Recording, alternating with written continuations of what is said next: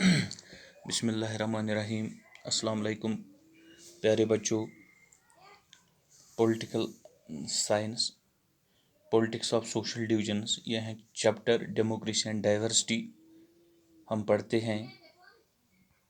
इसमें हमने कल ही एक टॉपिक शुरू किया है, पॉलिटिक्स ऑफ सोशल डिविजन्स। ये हम कल ही के टॉपिक से कंटिन्यू आगे करेंगे। देखिए, मैंने आपको कल भी बताया एग्जाम्पल हिंदूज़ एंड मुस्लिम्स के बीच, हिंदू और मुस्लिम के दरमियान डिविजन्स पैदा करते हैं। कोई पॉलिटिकल लीडर, यानी कि जिस तरह हर एक पार्टी वोट मांगने के लिए आते हैं, तो डिवाइड्स बढ़ते जा रहे हैं, लोगों के बीच में डिविजन्स पैदा कर रहे हैं। तो इसके चलते मुल्क में फसाद पैदा हो जाते हैं, मुल्क में कन्फ्लिक्ट्स पैदा हो जाते हैं, आपस में लोग लड़ पड़ते हैं, देश में फसाद बर्पा हो जाते हैं। यानी कि पॉलिटिक्स ऑफ सोशल डिविजन्स हम पढ़ते हैं। अगर आज इस तरह से पॉलिटिकल सिचुएशन पैदा नहीं होती तो आज इंडिया पाकिस्तान एक ही कंट्री होती हैं। जिस तरह उस वक़्त, यानी कि जब एक ही मुल्क के दो मुल्क वजूद में आए हैं, यानी कि इंडिया अलग बना, पाकिस्तान अलग मुल्क बना, तो इस वक्त की जो पॉलिटिकल सिचुएशन है पॉलिटिक्स ऑफ सोशल डिविजन्स में अगर हम देखेंगे तो आज ये एक ही कंट्री होती हैं।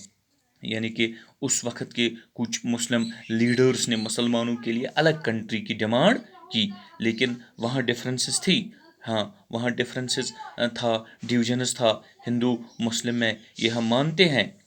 पॉलिटिक्स अगर की जाती है सोशल डिफरेंसेस के साथ में, तो ये बहुत समझदारी के साथ करनी चाहिए, समझदारी के साथ, ताकि वो एकोमोडेट हो जाए। जिस तरह हमने क्रॉस कटिंग डिफरेंसेस में पढ़ा है, क्रॉस कटिंग डिफरेंस में हमने पढ़ा है ये किस तरह करनी चाहिए। आगे आपको अलग एक टॉपिक पढ़ना है जिस टॉपिक का नाम है रेंज ऑफ आउटकम्स। ये आपको समझ आया होगा। अब पॉलिटिक्स ऑफ सोशल डिविजन्स क्या है, यानी कि मिसाल के तौर पर हमने हिंदू मुस्लिम ही की बात की है, एग्जाम्पल मैंने आपको दी है। हिंदूज़ एंड मुसलमान इन ही दो कम्युनिटीज़ में डिविजन्स पैदा करते हैं, कुछ लीडर्स आ रहे हैं तो जिससे डिवाइड्स पैदा हो रही हैं, लोग आपस में लड़ते हैं। हाँ, इसी तरह से देखिए रेंज ऑफ आउटकम्स जो हमारा एक टॉपिक है, रेंज ऑफ आउटकम्स में कहता है कि अगर पॉलिटिक्स होती है तो सोशल डिविजन्स के साथ में,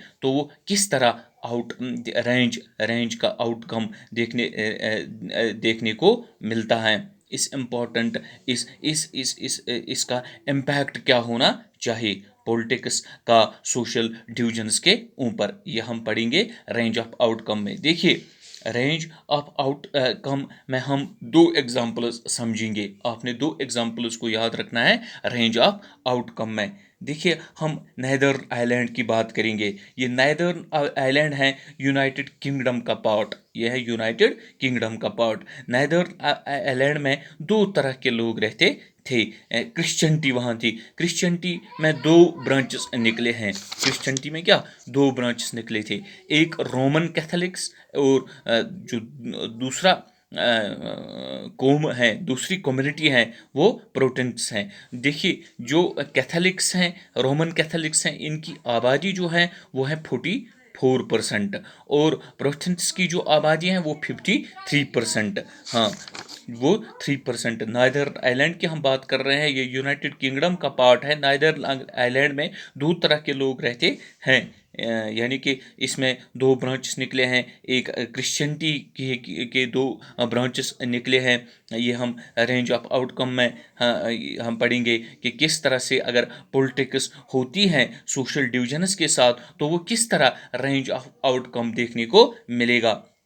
इसका क्या इम्पैक्ट होना चाहिए पॉलिटिक्स का सोशल डिविजन्स के ऊपर रेंज ऑफ आउटकम में। इसमें मैंने आपको बताया कि ये दो एग्जाम्पल्स में हमने पढ़ना है नाइदर आइलैंड की, जो यूनाइटेड किंगडम का जो पार्ट है। नाइदर आइलैंड में दो तरह के लोग रहते थे। क्रिश्चियनिटी में ही वो दो ब्रांचेस निकले हैं, एक है वो कैथलिटिक्स और दूसरा है प्रोटेस्टेंट्स, यानी कि रोमन कैथलिटिक्स इनकी आबादी है 44%, और जो प्रोटेस्टेंट्स है इनकी आबादी है 53%। कितनी है? 53%। ये आपको याद रखना है। इंशाल्लाह हम कल आगे जाएंगे।